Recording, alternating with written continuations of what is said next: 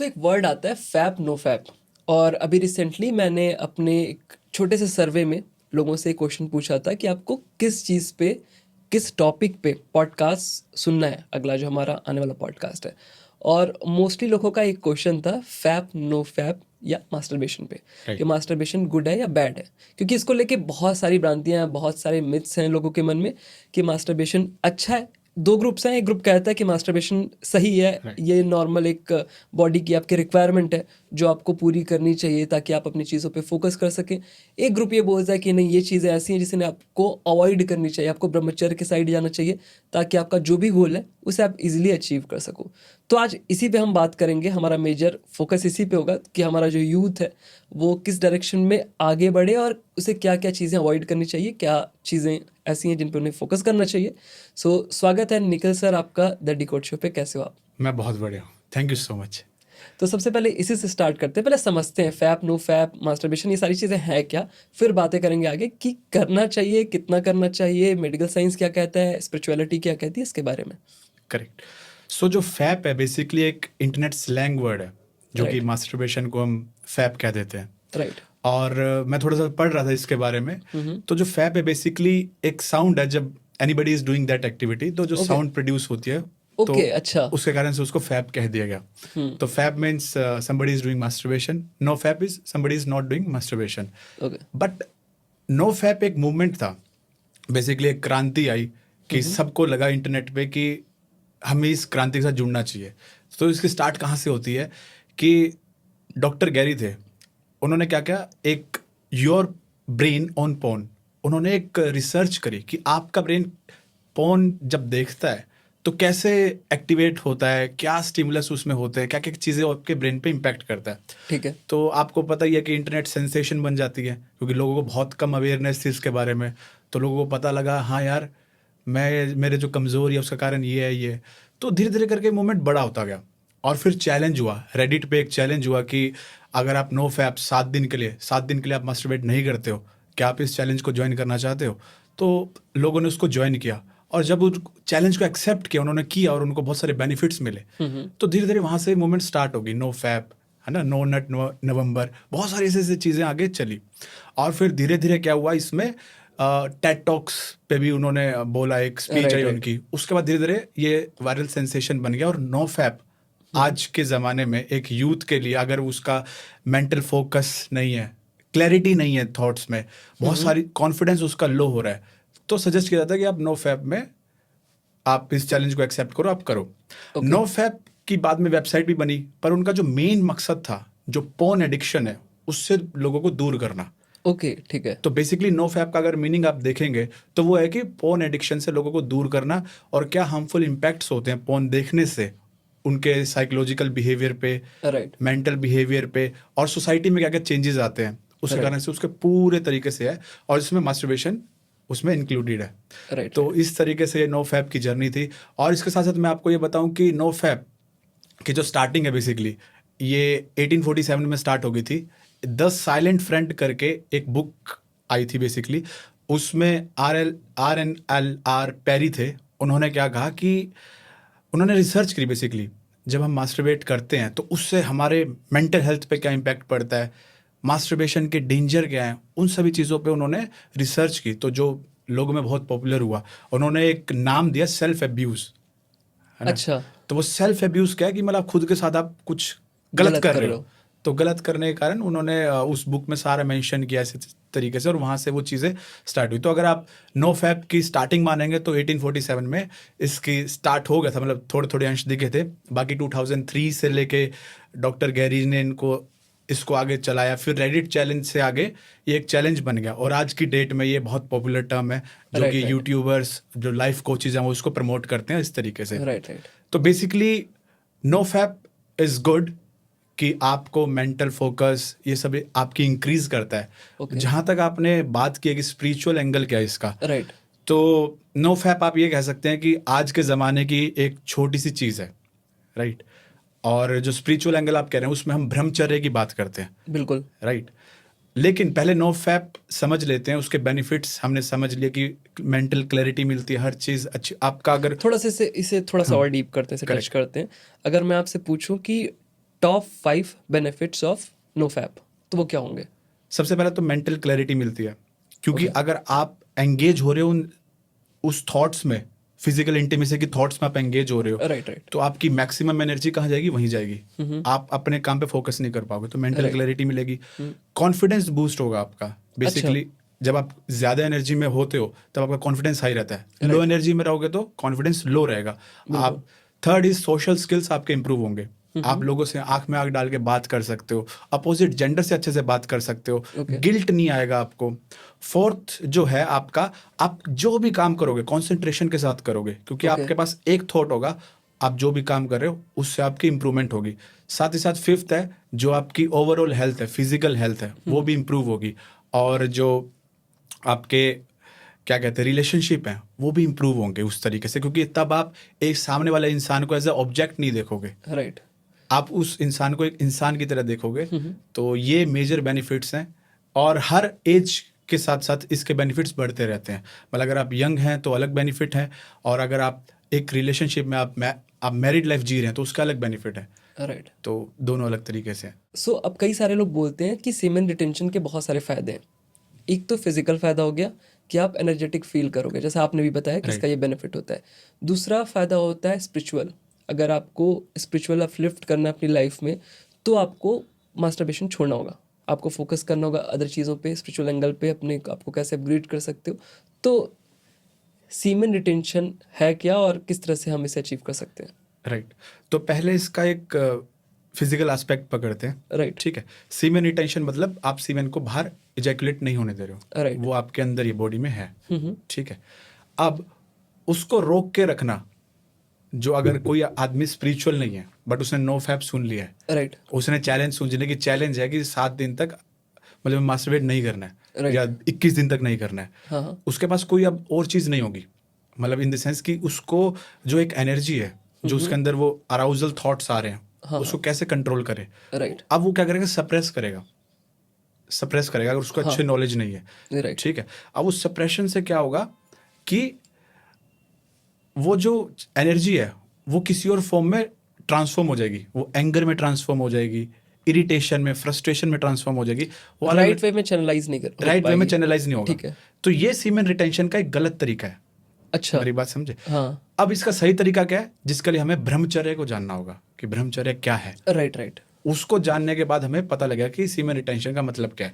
But इसके benefits हम पहले जान लेते हैं कि इसके बेनिफिट्स क्या है। तो फर्स्ट बेनिफिट यह है कि physically you will feel stronger.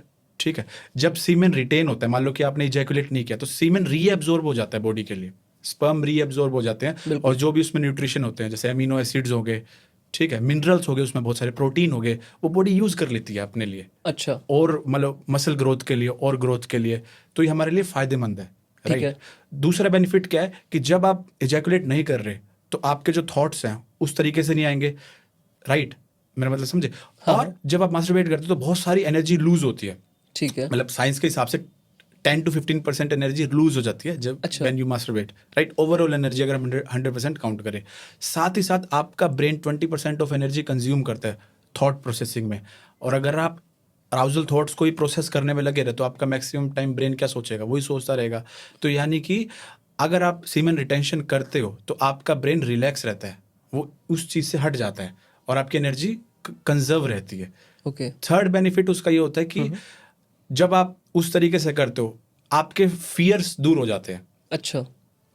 अगर फियर की जब हम बात करते हैं, वो फियर इसीलिए आते हैं क्योंकि हम एनर्जी लूज कर रहे हैं। अगर आपके पास ताकत ही नहीं होगी तो आप कमजोर फील करोगे ना। और फियर आपके मींस फोबिया, अगर आपको कोई भी किसी भी तरह का हाँ, फोबिया हो गया, सोशल मतलब सोशल एंग्जाइटी होगी। अच्छा ठीक है। किसी भी तरीके से हो गया, आपको कॉन्फिडेंस लूज हो रहा है, पब्लिक स्पीकिंग हो गई, बहुत सारी चीजें होगी। तो अंदर से क्या होगा, आप लो फील करोगे हमेशा, कोई भी चीज करने की एक्साइटमेंट नहीं रहेगी। सीमेन रिटेंशन से आपका क्या होगा कि आपको कोई भी चीज करनी है, आप फुल्ली फोकस होकर उस चीज को कर सकते हो। आपका कोई गोल है, आपको स्टडीज में कुछ अच्छा हायर गोल में जाना है, या कोई आपको करियर में ग्रो करना है, आप फोकस करके उस चीज को अच्छे से कर सकोगे। साथ ही साथ स्पिरिचुअल एंगल से एक ही एनर्जी है, हम सभी एक ही एनर्जी से बने हुए हैं। अब उस एनर्जी को जब तक आप अपलिफ्ट नहीं करोगे, जैसे अध्यात्म में कहा जाता है कि पहले चक्र से ऊर्जा उठा के आपको 7वें चक्र पे लेके जानी है। तो अगर वो ऊर्जा नीचे बहती रहेगी, मान लो कि आप एक बकेट है, बकेट में आप जितना पानी भरते रहो, पर मैं नीचे नीचे से एक छोटा सा होल कर दिया तो वो बहता रहेगा, नीचे निकलता रहेगा। बट अगर मैं वो होल बंद कर दूं, धीरे धीरे क्या होगा, बकेट में पानी भरना शुरू हो जाएगा।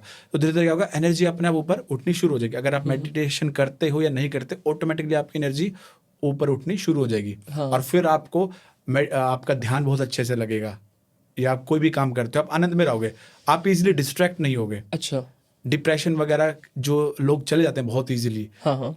या लोगों की बातों का इम्पैक्ट पड़ता है बहुत ज़्यादा, क्योंकि उनका क्या है कि उनकी जो सेल्फ इमेज है बहुत धूमिल है। और सीमेन रिटेंशन से क्या होगा, आप पावरफुल महसूस करोगे अंदर से। और एक जो सेल्फ इमेज है कि मैं एक अच्छा व्यक्तित्व कैरी करता हूँ, वो रहेगा। आप अपोजिट जेंडर से अच्छे से बात कर सकोगे। तो इसके बहुत सारे बेनिफिट, अगर फिजिकली भी देखा जाए, मेंटल क्लैरिटी मिलती है, स्पिरिचुअल बहुत सारे बेनिफिट है। ठीक है, इसमें आपने बात की थी ब्रह्मचर्य की, तो उसके बारे में थोड़ा जानना चाहता हूँ। तो जैसे कि नो फैप में तो उनका जो मेजर फोकस रहता है, no porn, no masturbation, no sex, right. वो पर्टिकुलरली एक ही चीज पे फोकस करते हैं और कोई चीज नहीं है। पर जो ब्रह्मचर्य का असली मतलब है ब्रह्मा जैसी चर्या, यानी कि जो डिविनिटी है उसके आचरण में ढलना, राइट। तो ब्रह्मचर्य सिर्फ वो एस्पेक्ट नहीं है कि आपको ये चीजें नहीं करनी, उसमें बहुत सारे अपनी जो सेंसेस हैं बेसिकली, उनका संयम होना चाहिए आपके पास, राइट। चाहे आपकी टंग हो गई, आंखें हो गई, कान हो गए, स्किन हो गई, अलग अलग सेंसेस हैं, इनका भी जैसे कि जो उसमें राइट चीज है वो ही करने का। और उसमें फिर हमारी जनेंद्रिय भी आ गई, राइट। तो वो ब्रह्मचर्य कहलाता है। अब ब्रह्मचर्य में बहुत सारी मिथ है, दो रास्ते हैं एक जगह पहुंचना आपको। कई लोग क्या करते हैं, ब्रह्मचर्य की शुरुआत ऐसे कर लेते हैं कि बस मुझे मास्टरबेट नहीं करना, मुझे उस एनर्जी को रिलीज नहीं करना, और फिर धीरे धीरे करके वो चलते रहते हैं। हठ योग के माध्यम से, प्राणायाम के माध्यम से, अलग अलग टेक्निक का यूज करते हैं। बिल्कुल। दूसरे लोग हैं जो कि मेडिटेशन कर करके राजयोग मार्ग से चलते हैं, और फिर वो उस लेवल पे पहुंच के ब्रह्मचर्य अपने आप उनका घटित हो जाता है। अच्छा। एक तो होता है कि आप जबरदस्ती करके चलो, फोर्स करके। तो उसमें क्या होता है कि बहुत सारे लोग ऐसी चीजों में फंस जाते हैं कि उनको नेगेटिव हो जाते हैं। जैसे कि कई लोग ब्रह्मचर्य पालन करने वाले लोग अपोजिट जेंडर के प्रति नेगेटिव भाव रखना शुरू कर देते हैं, वो डरते हैं। मतलब लड़की दिख जाएगी तो कहेंगे नहीं लड़की नहीं देखनी, उनके ये कहाँ से दिख गई, है ना। ठीक है। बट अगर ब्रह्मचर्य को समझा जाए, वो एक भाव है, ठीक है। जैसे कि हमारी मदर और सिस्टर है ना, है तो वो भी अपोजिट जेंडर, पर हमारा भाव, फीलिंग ही उन्हें अलग बनाता है, डिविनिटी बनाता है। तो वही भाव हमें जितने भी मतलब फीमेल्स है, अगर हम उनके प्रति रखेंगे तो ये सारी चीजें हो जाएंगी। दूसरी चीज, आपकी स्पीच, अगर मान लो कि आप ब्रह्मचर्य का पालन कर रहे हो या फिर आप नो फैप कर रहे हो, लेकिन आपके थॉट्स क्लियर नहीं है, क्लीन नहीं है, तो क्या होगा, आप ज्यादा देर तक उस चीज को नहीं होल्ड कर सकोगे। तो आपके राइट थॉट्स होने चाहिए, उसको भी डिटॉक्सिफाई करते रहना है आपको। फिर आप जो खा रहे हो, राइट, वो भी सही खाना है, सात्विक खाना होना चाहिए, नॉर्मल खाना जिसमें ज्यादा मतलब उत्तेजन ना आपके अंदर प्रोड्यूस करे, जब आपके केमिकल बॉडी हमारी, तो ज्यादा हार्मोन्स को ज्यादा एक्साइट ना करे। तो सात्विक जितना जीवन जिया जा सके उस तरीके से जितनी सारी चीजों को हम कवर कर सकते हैं। राइट चीजों को देखना, आजकल इंटरनेट पे सब कुछ अवेलेबल है, आप क्या देख रहे हो, क्या सुन रहे हो। मान लो आप ऐसे लोगों के साथ बैठे हो जो बार बार ऐसी बातें कर रहे हैं कि जिंदगी में क्या रखा है जीने का, ये वो रखा, तो इस तरीके से आपको डिमोटिवेट करेंगे उस तरीके से। तो एक ब्रह्मचारी के लिए बहुत सारी चीजें हो जाती हैं कि अगर आपको पालन करना है, उस चीज में जाना है, तो आपको सारे स्टेप्स फॉलो करने होंगे, जिसकी एक ब्रीफ है। साथ ही साथ इसके बेनिफिट्स क्या हैं, जो भी स्पिरिचुअल जर्नी अपनी स्टार्ट करता है, जो भी साधना अपनी शुरू करता है, उसको ब्रह्मचर्य पालन करना बहुत जरूरी है। या तो साधना करते करते उसका अपना ब्रह्मचर्य अपने आप सध जाएगा, या कहीं पाथ में पहले से ही ब्रह्मचर्य को समझाया जाता है। और जैसे कि आप हिंदुइज्म में बात करें, जैनिज्म में बात करें, अलग अलग रिलीजन में ब्रह्मचर्य के महत्व को समझाया गया अच्छे से। और जितने भी वॉरियर्स हुए हैं हमारे, वो सारे ब्रह्मचर्य को देश से कि जब आपको कुछ बड़ा करना है जिंदगी में, तो आपको वो चीज़ें करनी होंगी। अगर आप हिंदुइज्म के हिसाब से समझे तो 4 आश्रम होते हैं। पहला आश्रम होता है ब्रह्मचर्य, मतलब बचपन से लेके 25 साल तक आपको ब्रह्मचर्य में रहना है, जिसमें क्या होता था कि पहले गुरुकुल होते थे, एक गुरु आपको पूरी चीजें समझाता था, राइट, आपको उसके बेनिफिट समझाता था, क्या क्या चीजें हैं। और फिर होता था गृहस्थ आश्रम, 25 के बाद, जब वो शादी कर लेते थे, बच्चे करते थे, अब वो संयम से रहना सीख गए हैं, राइट। अपने जैसे कि टीनेज में समझना मुश्किल हो जाता है, पर गुरुकुल में ऐसे गुरु होते थे, सिखाते थे अच्छे से कि आपको आगे लाइफ में कैसे जीना है। फिर जब आप अच्छे से मेंटली आप क्लियर होते हो तो आप अच्छे से मैरिड लाइफ में जाते हो। फिर उसके बाद वानप्रस्थ आश्रम आता है ना। तो वानप्रस्थ में क्या होता है कि बेसिकली जब आपने 50 साल तक जी लिया, आप उसके बाद अपने सारी ड्यूटीज अपने बच्चों को सौंप दिया आगे कि हाँ। भाई अब आप तुम्हारे हवाले, अब हम अपने ध्यान में जा लीन रहे है, हैं। अपने उसमें लीन है। उसके बाद आता है संन्यास आश्रम 75 की एज में, जिसमें हो गए आदमी आप अकेले रहना है, क्योंकि उसकी अंतिम लक्ष्य है वो मुक्ति है, मोक्ष है। तो ब्रह्मचर्य का अंतिम लक्ष्य है मुक्ति, मोक्ष, ओके।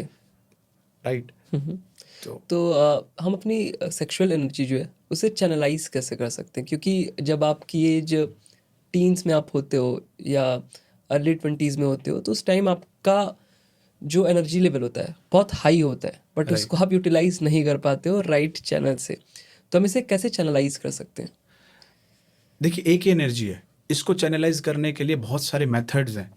उनमें से अगर आप एक मेथड की जो मैं बात करूं, वो क्या है कि चक्रास को हमें समझना होगा। मान लो ठीक कि है। जो हमारी सेक्सुअल एनर्जी है वो पहले दूसरे चक्र में हमारी घूमती पहले रहती है। चक्र होते क्या हैं, वो थोड़ा सा आप हाँ, एक्सप्लेन कर दो। चक्र होते हैं, एनर्जी पॉइंट्स होते हैं। बेसिकली शरीर में बहुत जगह हमारे एनर्जी पॉइंट्स हैं। ठीक मुख्य है। रूप से हम जो मानते हैं वो 7 चक्र होते हैं तो बेसिकली हमारे स्पाइन के अराउंड स्पाइन के अराउंड। अलग अलग पॉइंट्स होते हैं जिनको हम विजुलाइज, मतलब दिखाते भी हैं कि यहाँ पे ऐसे राइट, दिखते नहीं है वैसे, बट बताते हैं कि ये पॉइंट्स, ये है मूलधार चक्र है, ऐसे से अलग अलग 7 चक्र होते और भी चक्र हैं, 7 को हम राइट, दिखाते हैं। उसके बाद भी आपके बॉडी के बाहर भी बहुत सारे चक्र होते हैं, राइट? Correct correct. तो तो जो बेसिकली सेक्सुअल एनर्जी से जो जुड़ा हुआ चक्र है वो हमारा है स्वादिष्ठान चक्र। ओके। तो अगर हमारी ऊर्जा वहीं पे ही रहती है तो हमें संसार में ऐसा लस्ट, हमें ऐसा दिखता है कि ये कहाँ मैं फंस गया। ठीक है। तो जो टेक्निक की मैं बात कर रहा हूँ उसमें क्या करना होगा आपको, उसमें आपको पेट को खाली करना होगा। तो प्राणायाम के माध्यम से आप अपनी एनर्जी को ऊपर उठा सकते हो। जैसे अच्छा। आप कपालभाति प्राणायाम करते हो तो पेट को खाली करते हो और जितनी भी कार्बन डाइऑक्साइड है सारी उसको बाहर निकाल देते हो। जब आपका पेट खाली हो जाएगा, आप करके देखिए, जब आपका पेट खाली हो जाएगा तो ऑटोमेटिकली ऊर्जा ऊपर की तरफ ओके। बहनी ठीक है। शुरू होगी। अब जैसे मैंने आपको एक एग्जांपल दिया था कि जैसे एक बाल्टी है, अगर उसमें छेद हो जाए तो ऊर्जा नीचे बहती रहेगी। बिल्कुल। तो दूसरा उसकी टेक्निक है मूल बंद लगाना। ठीक है। तो मूल बंद लगाने से, मूल बंद एक आसन होता है बेसिकली। तो मूल बंद जब आप लगाते हो तो आप नीचे से क्या कर देते हो, बंद कर देते हो। ओके। ठीक है। और फिर एनर्जी जब इकट्ठी हो रही है उसके पास नीचे जाने का रास्ता नहीं है, हाँ। तब जाएगी ऊपर की तरफ, तो वो ओके। ऊपर की तरफ बहेगी। तीसरा है कि जब आप मेडिटेशन करते हो उससे भी आपकी एनर्जी ऊपर की तरफ जाए। चाहे आप मंत्र जाप करो, चाहे अलग अलग ध्यान की विधियां करो, राइट। उससे भी आपकी एनर्जी ऊपर की तरफ जाएगी। तो ये कुछ बेसिक हैं, चीज़ें हैं जिससे आप अपनी एनर्जी को यूटिलाइज कर सकते हो। या फिर फिजिकल फॉर्म में आप कोई एक्सरसाइज कर रहे हो बहुत अच्छे से, ठीक है। तो वो एनर्जी है, हाँ हाँ। वो फिजिकल फॉर्म में यूज़ हो जाएगी। राइट। तो आपकी मसल ग्रोथ, बोन ग्रोथ, इन सब में वो यूज़ हो जाएगी। राइट। जैसे आपने कहा कि टीनेज की बात आपने की मुझसे, तो मैं एक चीज़ इसमें क्लियर करना चाहता हूँ कि जो ये चीज़ें हैं, जैसे आपने स्टार्टिंग की कि ये सारे क्वेश्चंस आ रहे हैं राइट। Youth right. के अराउंडली बेसिकली, अगर हम अपनी ये इस कहानी की शुरुआत कहाँ से होती है, पुबर्टी से स्टार्ट होती है। ओके। ठीक है। तो अगर हम उस चीज़ को समझ लें कि हाँ बिल्कुल। नेचर ने वहाँ से ही क्यों शुरुआत करी। हम तो बिल्कुल ठीक है। प्योर फॉर्म में आए थे, हाँ हाँ। हमारे अंदर तो ये थॉट्स नहीं थे। हम जब मान लो कि हम लड़का लड़की हैं, वो दोनों साथ में खेल रहे हैं 7-8 साल तक, 9-10 साल तक। राइट। फिर एकदम ऐसा क्या हुआ कि हम जो हंसते एक साथ खेलते थे वो अब एक डिफरेंस क्रिएट करने लग जाती सोसाइटी ने कि तुम अब अलग बैठोगे, तुम इस तरीके हाँ। से होगे। तो हमें लगता है यार मैं तो इसके साथ साथ खेलता था, अब ये क्या हो रहा है ना। हम अलग तरीके से दृष्टिकोण क्यों आ जाता है। राइट। तो उसमें बेसिकली क्या होता है कि जब आपकी टीनेज स्टार्ट होती है, हम साइंटिफिक तरीके से समझते हैं, तो हाइपोथैलेमस, बेसिकली हम इसको मास्टर कंट्रोलर कहेंगे, वो क्या करता है, वो सेंस करता रहता है बॉडी को। वो क्या करता है, सेंस करता रहता है। और GnRH नाम का एक हार्मोन होता है, वो हमारी बॉडी में सप्रेस रहता है बेसिकली, और उसको एक्टिव नहीं करता, उसको रिलीज नहीं किया जाता तब तक जब तक आपकी बॉडी प्रिपेयर नहीं हो जाती प्यूबर्टी के लिए। अब बॉडी प्रिपेयर कैसे होती है, वो उसमें काउंट करता है कि आपकी बॉडी में फैट कितना है। मान लो कि आप 8 साल के हो और हाइपोथैलेमस को लगता है कि अभी बॉडी फैट उतना नहीं है, तो प्यूबर्टी आपको हिट नहीं करेगी। ठीक है। आपकी मसल ग्रोथ कितनी हुई है, आपकी ब्रेन डेवलपमेंट हो गई है जितनी होनी चाहिए। बेसिकली वो कॉम्बिनेशन यूज करता है कि भाई ब्रेन डेवलप हो गया इस बच्चे का, राइट। मसल हो गई है, बोन हो गई है, अब ये रेडी है कि इसके अंदर मैं वो इंजेक्ट करूं वो चीज़। ओके। ठीक है। करेक्ट। तो जैसे ही हाइपोथैलेमस को पता लगता है कि हाँ भाई अब इसकी बॉडी रेडी है, अब वो क्या करता है, उसमें GnRH हार्मोन रिलीज करवा देता है। और जैसे GnRH हार्मोन रिलीज होता है तो पिट्यूटरी ग्लैंड को सिग्नल मिल जाता है कि भाई अब मुझे ऐसे हार्मोन रिलीज करने हैं जो टेस्टिस और ओवरीज को ये सिग्नल दे कि अब आपको टेस्टोस्टेरोन एस्ट्रोजन हार्मोन रिलीज करने हैं। तो जैसे ही वो दोनों हार्मोन रिलीज होते हैं हमारी प्यूबर्टी स्टार्ट हो जाती है। ओके। तो एक चीज़ ये भी आती है कि यार ये सारी जब चीज़ें घूम रही हैं, क्या हम ऐसे हार्मोन ब्लॉकर्स का यूज़ कर सकते हैं कि ये हिट ही ना करे? तो हम अच्छे से स्टडीज कर पाएंगे। बिल्कुल। जब हम करियर में कुछ अच्छे बन जाएंगे, हाँ। उसके बाद ये रिलीज करवा दो। मेरी राइट। बात समझे? ताकि ये स्यापा ही ना हो इतने सारे थॉट्स बिल्कुल आने का। बिल्कुल। तो बहुत सारे इसमें प्रयोग भी किए गए। पर होता क्या है, जब आप उस हार्मोन ब्लॉकर का यूज कर लेते हो और वो GnRH हार्मोन रिलीज नहीं होता, आपकी पुबर्टी हिट नहीं करती, अच्छा। तो क्या होता है कि आपकी जो मसल है वो अच्छे से ग्रो ही नहीं कर पाती, आपका ब्रेन डेवलप ही नहीं हो पाता।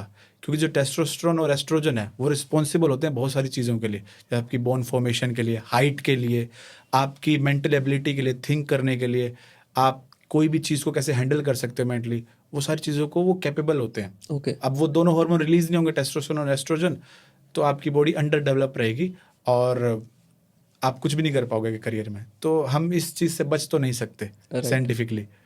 तो अब इससे बच नहीं सकते, तो इसका अच्छे तरीके से यूटिलाइज कर सकते हैं हम। तो इसीलिए ब्रह्मचर्य आता है। और नो फैप भी एक अच्छी शुरुआत है, बट ब्रह्मचर्य का एक बहुत छोटा सा पार्ट है नो फैप। राइट। सो एक मेरा फॉलोअर था, उसने क्वेश्चन पूछा था। बेसिकली मैंने कुछ लोग को बताया था, एक ग्रुप को, जैसे मैंने बताया था सर्वे किया, तो मैंने बताया था कि मैं इस टॉपिक के अराउंड डिस्कशन करने वाला हूँ। तो उसका क्वेश्चन था कि मैं नो फैप प्रैक्टिस करता हूँ, जिसमें मैं ये ट्राई करता हूँ कि 30 डेज़ का चैलेंज लेता हूँ, 30 डेज़ तक नो फैप। बट कभी कभी क्या होता है, इतना ज़्यादा आई थिंक स्पर्म प्रोडक्शन इतना हाई होता है उस एज में, अंडर 20 की मैं बात कर रहा हूँ, कि नाइट फॉल का इशू आता है कई बच्चों को। तो क्या उस केस में भी ये आप कह सकते हो उसका नो फैप टूट गया, तो वो इसी गिल्ट में रहते हैं कि यार मैं तो नो फैप कर रहा था बट ये तो मेरा ब्रेक हो गया? नहीं, उस केस में आपका नो फैप ब्रेक नहीं हुआ है। ओके। उसका रीज़न ये है कि जैसे कि मान लो कि एक छोटा सा, मान लो एक कप है, ठीक है। इसके अंदर पानी भर जाए, ठीक है। ठीक है। अब क्या होगा, मान लो कि आपको, आपकी रिस्पॉन्सिबिलिटी है आप उसमें फ्रेश वाटर डालना है, बिल्कुल। लेकिन आप क्या करोगे, इसमें ओवरफ्लो करोगे, नया पानी डालते रहोगे, जो पुराना होगा वो निकल जाएगा। तो ऐसे ही होता है कि जो मान लो स्पर्म आपके अंदर थे, हाँ हाँ। अब क्या होता है कि बॉडी जो पुराने स्पर्म होती है उनको निकाल देती है एक टाइम बाद। क्योंकि जैसे ही पुराने निकालेगी तो वो कहीं ना कहीं तो निकालेगी, तो आपको नाइट फॉल हो जाता है, ठीक है। तो उससे कुछ आपका नो फैप टूटा नहीं है, राइट। बट आप इसको भी यूटिलाइज कर सकते हो। ओके। मतलब ये नाइट फॉल जो होती है वो एक तरीके की कोई बीमारी नहीं है, पर कईयों को फ्रीक्वेंट होती है तो ये बीमारी बन जाती है, आपको डॉक्टर को कंसल्ट करना चाहिए, राइट। बट अगर आप जैसे ब्रह्मचर्य का पालन करोगे, संयम से रहोगे, हर चीज़ अच्छे से करोगे, तो ये जो ओल्ड स्पर्म होता है ये भी रीअब्जॉर्ब हो जाते हैं बॉडी में, और फिर आपका नाइटफॉल नहीं होता है। ओके। तो अगर आप कोई ऐसी एक्टिविटी में इंडल्ज नहीं हो, और उस एक्टिविटी को जब आप इंडल्ज होते हो और जब उससे स्पर्म निकलते हैं, वो ज़्यादा आपका एनर्जी लॉस होता है, पर नाइटफॉल में ऐसा कुछ नहीं होता। ओके। सो ये तो हो गई थोड़ी सी स्पिरिचुअल की तरफ की बातें। अब जिसकी लाइफ में, जिसको नॉर्मल एक इंसान है, उसे नहीं स्पिरिचुअल ग्रोथ चाहिए, उसे नॉर्मल लाइफ जीनी है, तो एक नॉर्मल इंसान के लिए क्या फ्रिक्वेंसी होनी चाहिए मास्टरबेशन की? अगर वो नहीं फॉलो कर सकता है, नो फैप वगैरह कुछ नहीं कर रहा है, उसे गिल्ट भी है कि यार मैं 3-4 टाइम्स अ वीक कर ले रहा हूँ या 5 टाइम्स अ वीक कर ले रहा हूँ, तो उससे पहले कैसे उसे, अब ऐसा नहीं कह सकते नो फैप करो, वो नहीं करेगा, उसे कैसे कह सकते हैं कि हाँ इतना पहले लाओ, तुम इसे कम करके 2 पे लाओ, 3 पे लाओ, फिर उसके बाद धीरे धीरे उस साइड मूव करना आप? तो क्या एक बोल सकते हो कि गुड फ्रिक्वेंसी जिसमें आपका कोई लॉस नहीं होना है, बट उससे आप कम करोगे तो डेफिनेटली उसके फ़ायदे होना शुरू हो जाएंगे? करेक्ट। तो देखिए, ये एक ऐसी चीज़ है, जैसे मेरा जो आंसर रहेगा, माय पर्सनल ओपिनियन इज से नो, कि भाई नहीं करना चाहिए। बट इफ़ यू से कि कोई अगर नहीं कर पा रहा है बेचारा, कोई फॉलो नहीं कर पा रहा है, वो इतना एडिक्ट हो चुका है, राइट, कि अब उसको कोई ऐसा आंसर चाहिए कि भाई जो कम से कम हार्म करे। मेरी बात समझे आप? बिल्कुल। तो अगर कम से कम हार्म करे तो फ्रीक्वेंसी आप, वैसे तो मैं ना ही कहूँगा कि नहीं करना चाहिए, बट अगर फिर भी है तो मंथली वंस, मंथली वंस, चलो 15 डेज वंस। बट अब जब उसने एक भी कर लिया है, वो डोपामिन के हुक में फंस जाएगा। मेरी बात समझे? वो डोपामिन, अब मान लो कि जितने आप गैप में दोगे, राइट। अब जैसे मैं आपको एग्जांपल देता हूँ कि मान लो कि आज से आपका मैंने खाना बंद कर दिया, राइट। मैंने कहा कि अश्विनी भाई आज से हम नहीं खाएंगे, आप नहीं खा रहे, मैं खा रहा हूँ खाना, ठीक है, डेली फ्रीक्वेंसी पे खा रहा हूँ, ठीक है। अब आपको 10 दिन हो गए बिना खाना खाए, ठीक है। राइट। अब मैं 11वें दिन आपको दूंगा खाना, तो लेकिन इस 10 दिन में आप लगातार क्या सोचते रहोगे? खाने के बारे में सोचते रहोगे, बिल्कुल वही आएगी चीज। खाने के बारे में। मैं खाना खा रहा हूँ तो आप कहोगे अरे यार ये खाना खा रहा है, मेरे को Right. कब मिलेगा, मेरे को कब मिलेगा। तो अब आपको 11वें दिन आपको खाना मिला, अब फिर मैंने कहा कि अब 15 दिन तक और खाना नहीं मिलेगा, 15 दिन बाद मिलेगा आपको। हाँ। तो ऑटोमेटिकली आप एक लूप में फंस जाते हो उस थॉट प्रोसेस के, कि आपका माइंड उसी को चेज करेगा कि अब हाँ आज कर पाऊंगा क्योंकि हफ्ता हो गया मुझे, हाँ। अब 10 दिन हो गया है। तो वो एक जो चेन है वो चलती रहती है इस चक्कर में, है ना। तो इस Right. चेन को भी ब्रेक किया जाना चाहिए, आपको गाइडेंस लेनी चाहिए बेसिकली। जो भी पर्सन इन चेन लूप में फंस गया है, Right, तो right. मेरी फ्रीक्वेंसी कम करो, वो बेस्ट तरीका है। फ्रीक्वेंसी कम करो, अगर आप नहीं कर पा रहे हो, रोक नहीं पा रहे हो, कम करो। और जैसे मैंने यूटिलाइजेशन के मेथड बताए, अपने फिजिकल एक्सरसाइज में ध्यान दो, मतलब Right. रनिंग करो, भागो। जैसी आपकी अर्जीज आए कि अब मुझे करना है, हाँ। उस रूम से निकल जाओ, बाहर Right. भाग जाओ, बाहर निकल जाओ, ठीक है। या जो मैंने आपको मेथड बताए कि कपालभाति प्राणायाम करो, हाँ। या उन चीज़ों से करो। तो अगर मैं कह देता हूँ कि एक ठीक है, तो लोग इसको कहीं ना कहीं ये सलाह लेंगे, चलो एक ठीक है, पर वो ठीक Right. नहीं है। बट ठीक है, आप आगे बढ़िए उससे आगे, कि हमें जीरो पे आना है और हमें यूटिलाइज करना है। बेसिकली एक ही एनर्जी है, उस एनर्जी का हमें यूटिलाइजेशन करना है कि हायर चीज़ों में कैसे कर सकते हैं। चाहे आप Right, right. स्पिरिचुअल भी ना हो, करियर में या बाहर घूमने में उसका कैसे यूटिलाइजेशन कर सकते हैं। तो वो चीज़ है, क्योंकि ये एक ऐसी एक्टिविटी है जिसका नेचर चाहती है कि आप अपने जीन्स को आगे बढ़ाते रहो। बढ़ाते रहो, बस इसका पर्पज़ यही है। तो इसको हम Right. इस तरीके से देखेंगे तो बहुत ही अच्छी चीज़ है, क्योंकि हर सेंसेस का अपना अपना काम है, टंग का अपना काम है, उसका अपना काम बिल्कुल। है। तो सो यहाँ बात हो रही थी सीमेन रिटेंशन की। तो एंड गोल जो आप कह सकते हो हमारा ये है कि हम सीमेन रिटेंशन करें, इजैकुलेशन ना करें। तो यहाँ पे दो तरह की चीज़ें आती हैं। एक आती है फैब के थ्रू या मास्टरबेशन के थ्रू आप इजैकुलेशन करते हो, दूसरा आता है आप फिजिकल इंटीमेसी में आप इजैकुलेशन करते हो। सो एक ग्रुप बोलता है कि अगर आपके जो भी हार्मोन्स हैं, आपके जो भी दिमाग में जो भी इम्पैक्ट आता है आपके बॉडी पे इस चीज़ का, अगर आप फिजिकल इंटीमेसी से कर रहे हो तो वो डिफरेंट होता है, and if you are doing through masturbation तो इसका अलग होता है। तो इस पे आपका क्या टेक है? देखिए, साइंस की बात करें या नॉर्मल बात करें, वो तो है ही, क्योंकि जब आप अपने हाथ का यूज़ करते हो, बस बेसिकली मास्टरबेशन का मतलब हस्त मैथुन, मतलब हाथों Right. का प्रयोग के द्वारा किया जा रहा है। तो वो जो फ्रिक्शन के कारण वो जो नर्व्स पे इम्पैक्ट पड़ता है, वो तो होता अच्छा, ही है।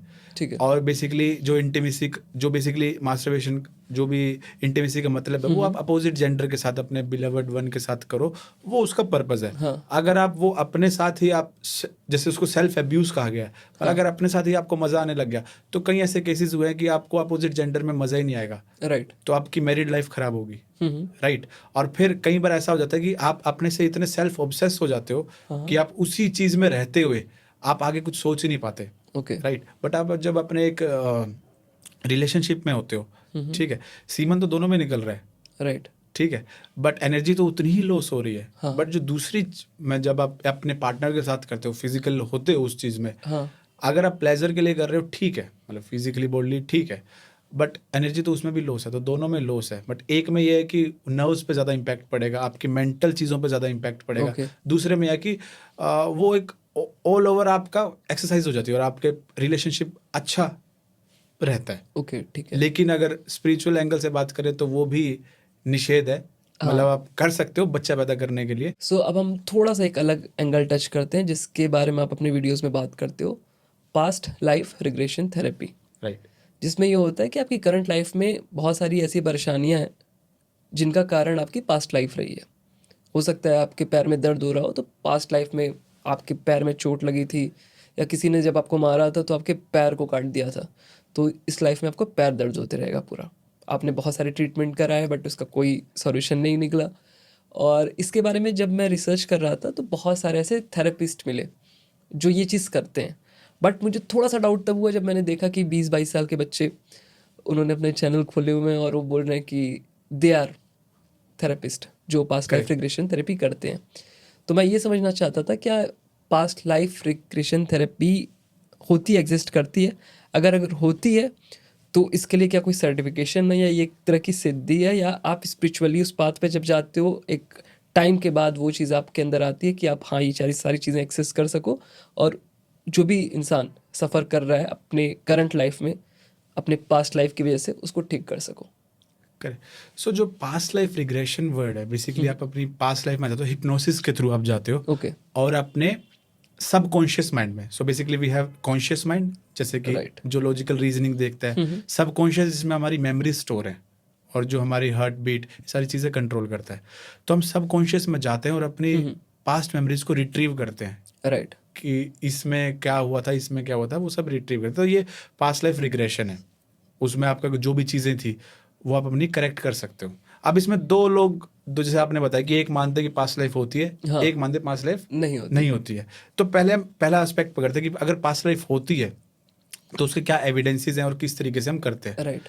तो अगर आप पास्ट लाइफ के एविडेंसेस आप देखेंगे तो साइंटिफिकली कोई प्रूव मेथड कोई है नहीं। रिसर्चेज हुई हैं इसके ऊपर, जैसे डॉक्टर इयान ने बहुत इसके ऊपर रिसर्च किया, उन्होंने 2,500 से ज़्यादा केसेस इस पे किए हैं।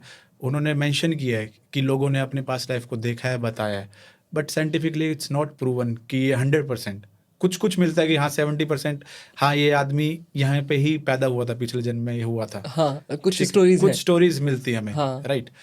लेकिन 100% नहीं है, इसलिए PLR इज नॉट लाइक कि ये 100% काम है। करते हैं। बट अगर हम थोड़ा सा पास में जाएं तो अगर हिंदुइज्म की बात करें, हाँ। तो उसमें भी जैसे कि भागवत गीता में भी, श्रीमद् भागवत गीता में भी कहा गया है कि जो आत्मा है वो जर्नी चलती रहती है, शरीर बदलते रहते हैं। या फिर अगर स्वामी विवेकानंद जी की बात करें, जब वो शिकागो में गए थे 1893 में, उन्होंने जो स्पीच दी थी उसमें भी उन्होंने मेंशन किया था कि जो आत्मा है वो तो जर्नी करती रहती है, शरीर बिल्कुल। बदलते रहते हैं।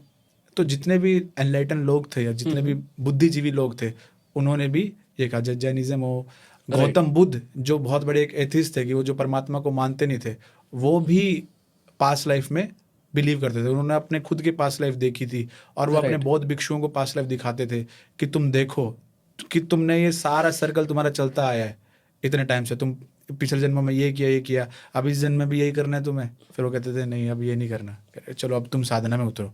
तो अगर आप देखेंगे चीज़ें तो एविडेंसेस हैं कि पास्ट लाइफ एग्जिस्ट करती थी, राइट। इसके बेनिफिट्स क्या, अगर आप पास्ट लाइफ देखते हो तो पहला तो ये कि आप एक कार्मिक इफेक्ट को बिलीव करना शुरू कर देते हो कि मान लो कि मैंने आज इसके साथ बुरा किया, तो मैंने किसी को ठगी कर दी, मैंने किसी के पैसे की धांधली कर दी, तो मुझे लगा हाँ ठीक है, अपने तो मज़े आ गए, 10,000 रुपये अपने कमा लिए मैंने। पर वो अगर आप पास्ट लाइफ में बिलीव करते हो, अगर आप जानते हो, तो आप क्या होगा कि नहीं यार कर्मा मुझे हिट करेगा, तो इस तरीके से आप बचते हो। दूसरा बेनिफिट क्या होता है कि जब आप अपनी पास्ट लाइफ देखते हो तो आप देख पाते हो कि यार ये तो पैटर्न बहुत टाइम से चलता आ रहा है और मैं यही करता आ रहा हूँ। ओके। तो उस तरीके से भी आपका होता है। तीसरी चीज़ जो है कि मान लो कि कोई अचानक ही कोई चीज़ हो जाती है, मतलब अचानक कोई आपकी ज़िंदगी में कुछ हो गया, अचानक कोई हेल्थ इशू आ गया, कुछ भी हो गया, तो कहाँ आप स्टक हो जाते हो, तो उसके आंसर भी आपको कई बार पिछली लाइफ में जाके आपको रिजोल्व कर लेते हो। अच्छा। राइट। तो ये इसके हो गए बेनिफिट्स। अब इसकी डिसएडवांटेज क्या, मान लो कि मैं मानता हूँ कि पास्ट लाइफ होती है, डिसएडवांटेज क्या है कि मैं कहूँगा यार मेरी लाइफ में कोई भी चीज़ हो रही है तो मैं कहूँगा तो पिछले जन्म में मैंने किया था, कर्म क्या होगा, तो आप लेथार्जिक हो जाते हैं, आप कुछ करते ही नहीं हो। आप ये कहते हो कि पिछले जन्मों का फल है, अब मैं भोग रहा हूँ, आप कुछ करोगे नहीं, आप भोगते रहोगे, आप कुछ करोगे, एक्शन नहीं लोगे। ठीक है। दूसरी चीज़, आप फैंटेसाइज करते रहोगे पास्ट लाइफ को, अच्छा मैं पिछले जन्म में राजा था, ये था, यानी कि आप अपनी प्रेजेंट पे कोई फोकस नहीं करोगे, पास्ट में ही आप घूमते रहोगे। ठीक है। तीसरी चीज़, कई बार स्पिरिचुअल जर्नी में आपको फ़ायदा भी होता है और कई बार नुकसान भी होता है। मान लो कि आपने देखा कि आप एक साधु थे, आप एक मैं तो साधु था, मेरे को अब क्या करने की जरूरत है, मैं ये हूँ, मैं वो हूँ, तो आपकी स्पिरिचुअल जर्नी कई बार अच्छी भी हो जाती है, इम्पैक्ट भी पड़ता है। चौथी चीज़, अगर आपने PLR किसी अच्छे थेरेपिस्ट ने से नहीं करवाया, हाँ, तो कई बार आप हेलुसिनेट करने लग जाते हो। अच्छा, हाँ, मतलब आप हिप्नोसिस में पूरा नहीं जाते, हाँ हाँ, बट वो कहते कुछ देखो, तो वो माइंड की अपने आप ही अनलॉक कर लेते हैं मेमोरीज कुछ ही, और फिर आप वही कुछ बताने लग जाते हो जो आपने मूवीज में देखा हो, कहीं देखा हो, बताने लग जाते हो और आप उसको बिलीव कर लेते हो। बिल्कुल बिल्कुल। तो पास्ट लाइफ से ये नुकसान है। अब एक और सेक्शन आता है जो कहता है कि पास्ट लाइफ नहीं होता। हाँ, उसके बेनिफिट्स क्या है? सबसे बढ़िया बेनिफिट उसका ये है कि भाई आप प्रेजेंट में जीते हो। आप ये कहते हो कि भाई जो भी मेरे साथ हो रहा है, मान लो एक्सीडेंट हो गया, कुछ हो गया, आप ये नहीं कहते कि पिछले जन्मों का था। आप एनालाइज करते हो भाई क्यों हुआ, मैं ओवर स्पीड कर रहा था, है ना, क्या टेक्निकल एनालिसिस करते हो बेसिकली, क्या चीज़ कर रहे हो। राइट। दूसरा बेनिफिट आपका क्या होता है कि आप अच्छे से जीते हो, कि मान लो कि अगर एक ही लाइफ है तो अच्छे से जीते हैं ना, राइट, पूरा उसको संपूर्ण तरीके से जीते हैं। राइट। और तीसरा बेनिफिट उसका ये है कि जब आप ये मानते हो कि एक ही लाइफ है, हाँ तो आप अच्छे से लोगों से संबंध बना के रखते हो बिल्कुल। कि भाई एक ही यार, अब मर जाना 20 साल में यार, तो अच्छा करके रखते हैं। अब और इसके साथ ये भी है कि आप लॉजिकल रहते हो, साइंटिफिक रहते हो। जब आप बिल्कुल। एक लाइफ मानते हो तो आप साइंटिफिक रहते हो, आप किसी मिस्ट्री वर्ल्ड में नहीं चले जाते कि भाई कोई भी आपको आगे बता रहा है तेरे इसके कारण हुआ, तेरे उसके हाँ कारण हुआ। अब इसके डिसएडवांटेज क्या है? सबसे पहला तो जब आप ये मानते हो कि यार एक ही लाइफ है, तो ऐसा हो सकता है कि आप किसी के साथ बुरा कर दो और हाँ फिर अगर एक ही जिंदगी है यार, चलो ना, मेरी बात समझे। जैसे बिल्कुल। टेररिस्ट होते हैं, वो कहते हैं कि बस अपना वही मकसद है, वो मकसद पूरा करके तो हम तो वहां जाएंगे। राइट, ये चीज़ तो एक मुझे अभी स्टोरी याद आ रही है। एक गौरव तिवारी थे। तो गौरव तिवारी की बहुत रहस्यमय तरीके से मौत हुई थी। उसका अभी तक समझ में नहीं आया किसी को। कई लोग कहते हैं सुसाइड किया था, कुछ लोग अलग अलग कहानियां बताते हैं। इसके बारे में मैंने अपने एक पॉडकास्ट में बात की थी। तो उन्होंने इस पे रिसर्च की थी, पास्ट लाइफ पे वो रिसर्च कर रहे थे। और उनका ये मानना था कि पास्ट लाइफ जैसी कोई भी चीज़ नहीं होती है।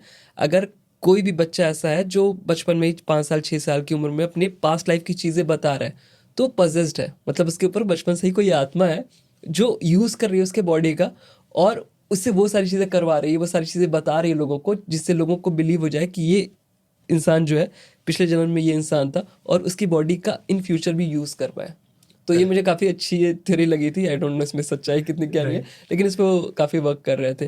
तो यहाँ पे एक क्वेश्चन और आता है मेरा कि जैसे आपने ये सारी चीज़ें बताई, इसके फ़ायदे क्या है, नुकसान क्या है, तो हम थोड़ा सा इस पे आ जाते हैं कि पास्ट लाइफ रिग्रेशन थेरेपिस्ट जो होते हैं वो कैसे हम खोज सकते हैं, असली थेरेपिस्ट कैसे मिलेंगे। क्योंकि इसमें तो मैं जानता हूँ कि ऐसा पॉसिबल नहीं है कि आपने 3 दिन का कोर्स किया और आपने इसे Right. सीख लिया, राइट। उसको तो मैं भी नलीफाई करता हूँ सीधे। लेकिन कैसे हम सर्च करें कि किस तरह से किसी के ऊपर ट्रस्ट कर सकते हैं, राइट। तो जो पहले के जो पास्ट लाइफ होती थी, वो डीप मेडिटेशन में होती थी। राइट। मतलब साधना करके लोग देखते थे, एक अलग टेक्निक होती है, खुद ही लोग देखते थे। हाँ ऐसे नहीं कि मतलब मैं बैठा हूँ और आपको बता रहा हूँ। राइट। पहले के ज़माने में वो कहते एक टेक्निक है, वो आप करो, खुद ही देखो। अच्छा। और फिर वो अनलॉक कर देते थे और वो खुद ही लोग देखते थे अपना और बताते थे कि मैंने ये देखा। ठीक है। अब क्या हुआ, हिप्नोसिस के थ्रू भी आप पास्ट लाइफ देख सकते हो। अच्छा। तो हिप्नोसिस के कोर्स बिकने लग गए। हाँ 3 दिन में आप हिप्नोसिस सीखो। अब क्या हिप्नोसिस में क्या है, जब तक आपने खुद साधना नहीं करी है, खुद आपने डीप मेडिटेशन नहीं किया है, तो आपको उसके वो नहीं पता लगेंगे कि इसके कॉन्सिक्वेंसेस क्या हो सकते हैं। अच्छा। आप किसी को हिप्नोसिस में ले गए, क्योंकि हिप्नोसिस में ले जाना बहुत, अगर आप सीखना चाहते हो 2 से 3 दिन में आप सीख जाओगे। अच्छा, सीख सकते हो। कोई उसमें बड़ी बात नहीं, क्योंकि ठीक है। सिर्फ इंस्ट्रक्शंस देनी है। वो 3 दिन का कोर्स करवाते हैं। हाँ पहले ऐसा नहीं था कि आप 3 दिन आओ, कोर्स करो, हाँ फिर आप ऐसे चले जाओ। ठीक है। जब तक कोई साधना में नहीं गया, उसको पता ही नहीं कि प्रेजेंट मोमेंट क्या होता है। ठीक है। उसको यही नहीं पता कि पिछली मेमोरीज कौन सी होती है। उसको ये डिफरेंस नहीं पता होगा हेलुसिनेशन क्या होती है, अच्छा। विजुअलाइजेशन क्या होती है, और रियल में जो दिखता है वो क्या होता है। उसको डिफरेंस ही नहीं पता होगा। बिल्कुल। उसने बस एक स्क्रिप्ट उसको मिल जाती है कि आप बस ऐसी स्क्रिप्ट बोलनी है, अब आप यहाँ जा रहे हो, वहाँ जा रहे हो, अब आप देखो क्या दिख रहा है आपको। राइट। तो जैसे आपने बात की कि अच्छा कहाँ से ढूंढे, तो देखिए मैं तो कह नहीं सकता कि कोई ट्रेड्स होते हैं किसी आदमी की, जो अच्छा PLR करता होगा उसकी ये ट्रेड्स होती है। बट कोई मेडिटेशन से रिलेटेड हो पर्सन, जो ध्यान करता हो, अगर वो PLR करवा रहा है, जिसका पूरा फोकस PLR पे नहीं है, राइट। तो वो आई थिंक बेस्ट रहेगा। क्योंकि जो PLR कर रहे हैं, जो हाँ। आप जैसे कह रहे हो कोर्स करके बस उन्होंने अपना एक खोल लिया कि आओ जी आओ PLR करवाते हैं, वो PLR करवाते हैं, तो लोग चले जाएंगे उनके पास। Right. और बहुत सारे ऐसे कॉन्सिक्वेंसेज होते हैं कि हर बार आप PLR नहीं कर सकते हर इंसान का। ठीक है। ये जजमेंट कहाँ से आएगी? मान लो कि आप मेरे पास आए, आपने कहा कि निखिल भाई आप मेरा PLR कर दो, मुझे दिक्कत है। तो एज अ पर्सन मुझे आइडेंटिफाई करना होगा कि इनकी प्रॉब्लम पास्ट लाइफ में एग्जिस्ट करती है, इनको ले जाना चाहिए, नहीं ले जाना चाहिए। मतलब हमारे पास भी लोग आते हैं तो हम देखते हैं, पहले एनालाइज करते हैं कि ये प्रॉब्लम पास्ट लाइफ से सॉल्व हो सकती है, नहीं हो सकती। वो एक टेक्निक है बेसिकली, मेरी बात समझे। तो वो एक्सपीरियंस के साथ आपको पता लगेगा। और हिट एंड ट्रायल है, वो तो मैं कह नहीं सकता मार्केट में कौन सही है कौन नहीं सही है। ओके। सो इससे क्या करंट लाइफ की चीज़ों को सॉल्व किया जा सकता है अगर आप पास्ट लाइफ एक्सेस कर लेते हो तो? हाँ, मैं आपको एक छोटा सा एग्जांपल देता हूँ। तो एक लेडी थी, वो स्नेक से, सांप से बहुत डरती थी। हाँ। मतलब सांप कहीं फोटो में भी दिख जाए तो इतना डरती थी वो, मतलब अनएक्सपेक्टेड फियर था। और न वो ऐसे घर में रहती थी, सांप उन्होंने कभी देखा नहीं, बस फोटो देख के डरती थी। अच्छा। ऐसा ऐसा होता था। तो जब हम उनको पास्ट लाइफ में लेके गए तो पता लगा कि एक उनकी जो डेथ हुई थी लास्ट बर्थ में, वो सांप के काटने से हुई थी, और उनके पैर में इतना पेन हुआ था कि वो रह नहीं पाए।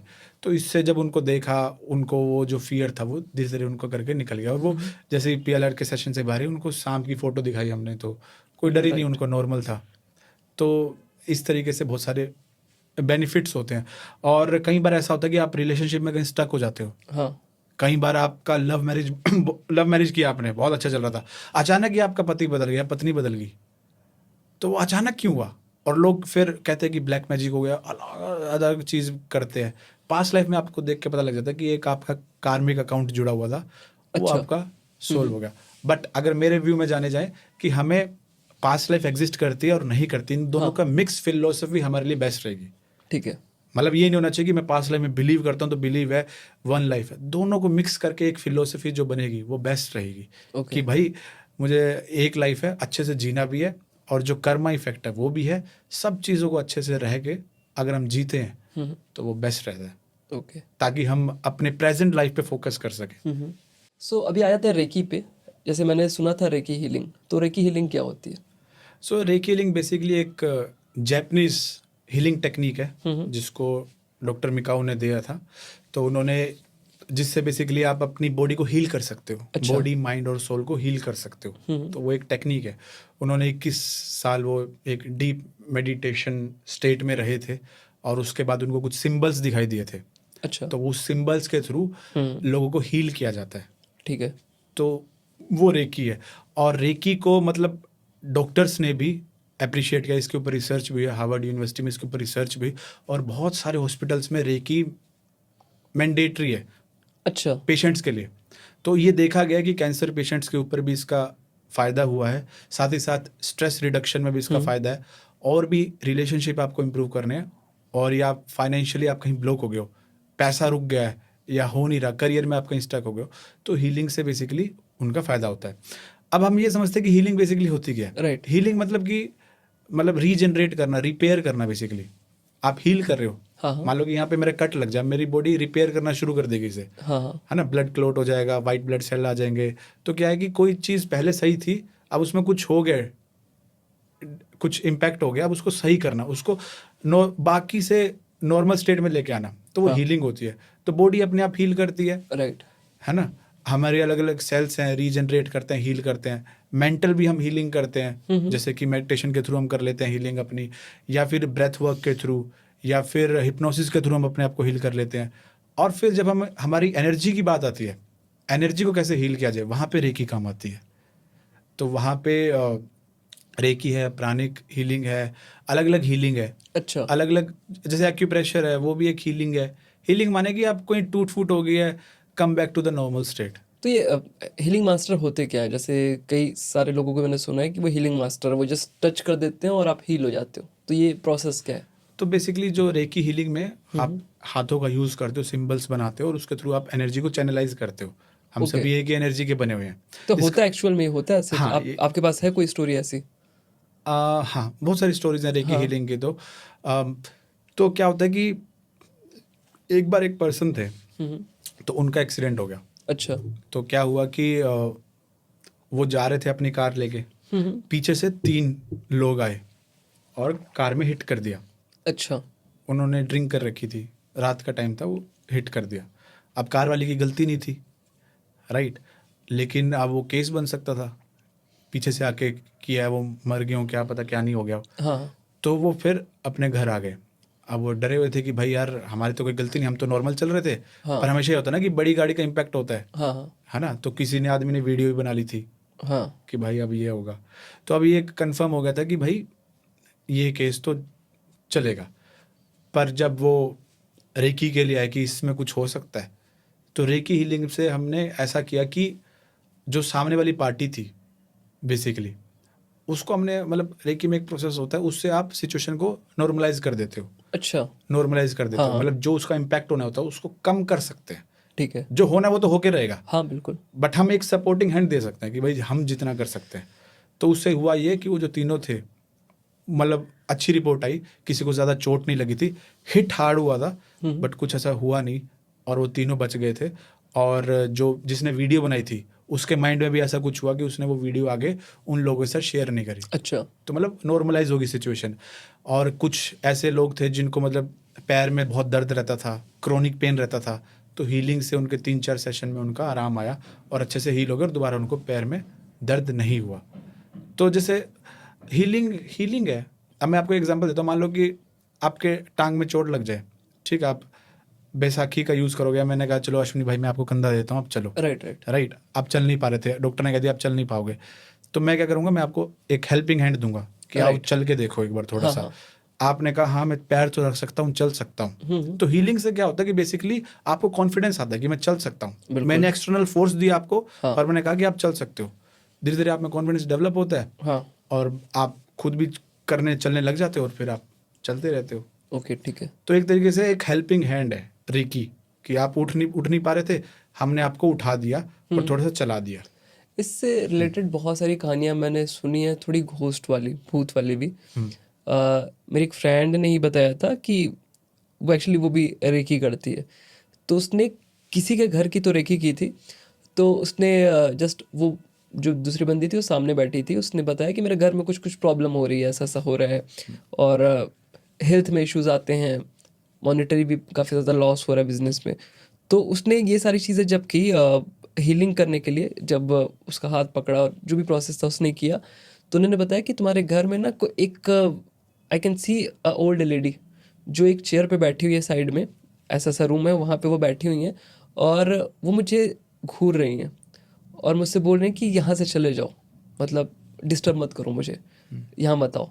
और फिर उसने तुरंत आँख खोल ली और उसने कहा कि मैं नहीं कर सकती हूँ क्योंकि बहुत पावरफुल वो एनर्जी है और शी इज़ वेरी एंग्री। जो भी तुम लोगों ने किया होगा, आई डोंट नो क्या रीज़न था, उसने मेरे साथ शेयर नहीं किया, बट वो बहुत गुस्से में थी और मुझे वहाँ से निकलने को तुरंत कहा, अदरवाइज़ वो मुझे भी हार्म पहुँचा सकती थी वहाँ पे। तो क्या ये भी पॉसिबल है कि हीलिंग के थ्रू आप स्पिरिट्स वगैरह को देख सकते हो या उनसे बातें कर सकते हो?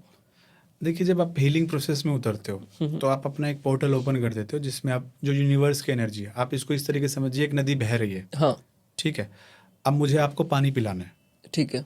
ठीक है, तो मैं कैसे पिला सकता हूँ? मेरे पास कोई इंस्ट्रूमेंट नहीं है, टूल नहीं है। मैं क्या करूँगा, अपने हाथों को ऐसे बनाऊंगा, राइट। ठीक है, हाथों को ऐसे बनाया और उसमें पानी भर के मैंने आपको पिला दिया। तो यही रेकी का काम है कि आपने हाथ ऐसे बनाए, यूनिवर्स की एनर्जी भरी थी, उसमें से अच्छा, आपको आपने यूनिवर्स की एनर्जी उठाई, अपनी नहीं उठाई है?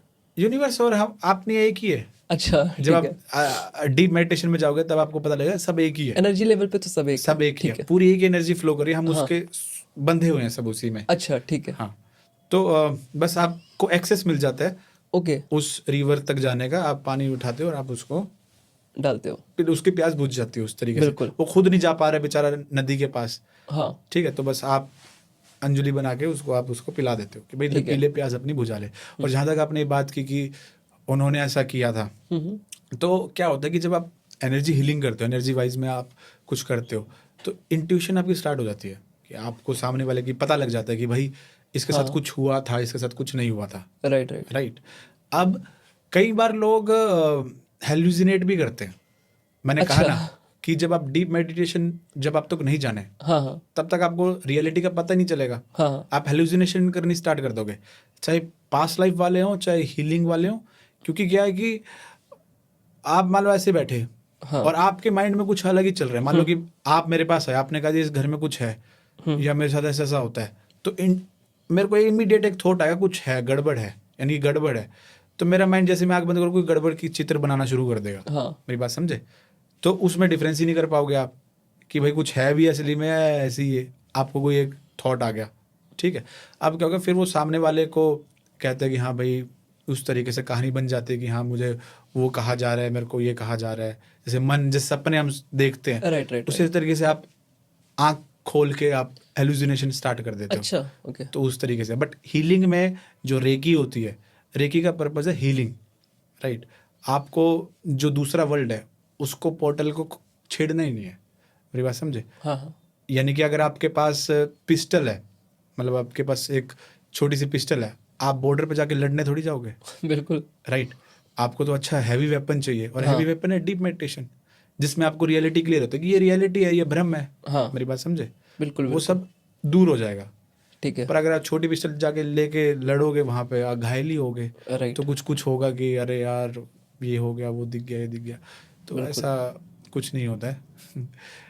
ओके, तो ये सीख कौन सकता है? मतलब अगर मुझे बनना है रेकी मास्टर, तो क्या ये पॉसिबल है मेरे लिए कि मैं इससे सीख पाऊँ? हाँ, ये आप सीख सकते हो, बहुत सारे कोर्सेज हैं और हम भी सिखाते हैं, ऑनलाइन चीज़ें चलती हैं, बट मेरा वही कहना है कि ये कोई ऐसी चीज़ नहीं है कि आपने बस सीख ली, आपने सिंबल सीख ली, सिंबल कोई भी सीख सकता है। हाँ। आपने सीख लिया और आप चैनलाइज करना शुरू कर, इसमें नुकसान भी बहुत सारा है। अच्छा। मान लो कि आप मेडिटेशन करते ही नहीं, हाँ। आप अपने ऊपर काम ही नहीं करते, राइट, और आप कुछ मतलब अच्छे से अपने विचार आपके गलत चल रहे हैं, आप बस ने सिंबल सीख लें और आप किसी को भी हील करना शुरू कर दिया, तो जब मैं अगर आपको हील करना शुरू करूँगा, मैं आपसे कनेक्ट करूँगा, मेरी बात समझे, राइट। मैं आपसे कनेक्ट करूँगा, और एनर्जी वाइज अगर आपके अंदर कुछ होगा तो मैं अपने अंदर ले लूँगा, ओके, ट्रांसमिट ठीक हो है। जाता है, मेरी बात समझे।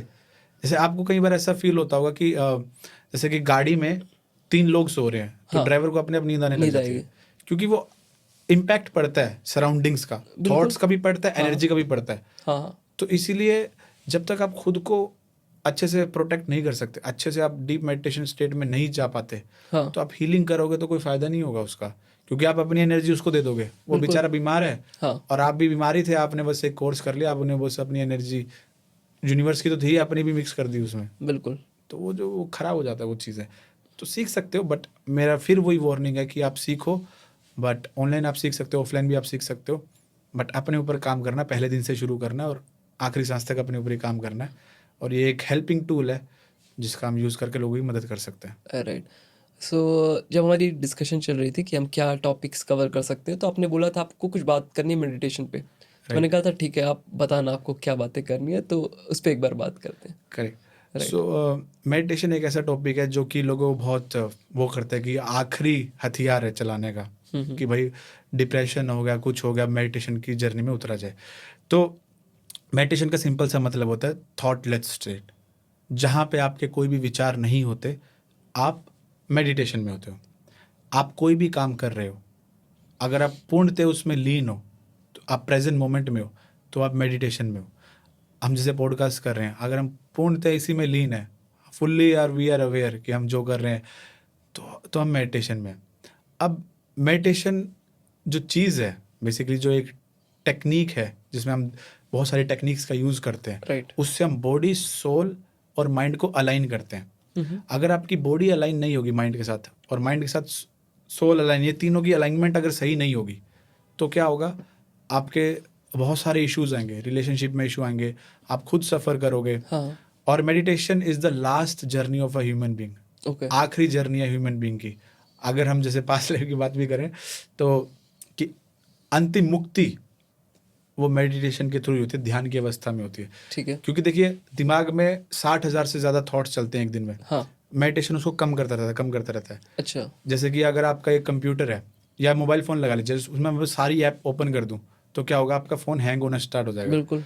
तो अगर आप धीरे धीरे करके एक दो ही ऐप ओपन करो, तो अच्छे से प्रोसेसिंग सही रहेगी। हाँ। तो मेडिटेशन उन्हीं थॉट्स को कम करके रखता है। मान लो कि 60,000 से 1,000 पे ले आएगा, 2 पे ले आएगा, 1 पे ले आएगा, और जब ज़ीरो हो जाएगी, जब शून्यता आ जाएगी, तब आप असल रियलिटी का आपको पता लगेगा कि असल में रियलिटी है क्या। ओके।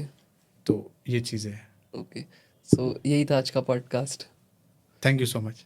सो कैसा लगा आपको मुझे एक्सपीरियंस? बहुत अच्छा लगा, और जो जो चीज़ें हमने कहा था कि हम डिस्कस करेंगे, वो अच्छे से डिस्कस हुई। आई बिल्कुल। होप ऑडियंस को समझ आई होंगी। बिल्कुल, और बहुत सारे ऐसे टॉपिक्स हैं जिन पे मैं और डिस्कशन करना चाहता हूँ, लाइक रेप केसेस को कैसे हम कम कर सकते हैं थ्रू स्पिरिचुअलिटी, क्या प्रैक्टिसेस कर सकते हैं जिससे ये सारी चीज़ें, क्राइम्स जितने क्रिमिनल केसेस हो रहे हैं, जितने रजिस्टर हो रहे हैं आजकल की डेट में, वो कैसे कम हो सकें। तो वो सारी बातें करेंगे हम अपने अगले पॉडकास्ट में।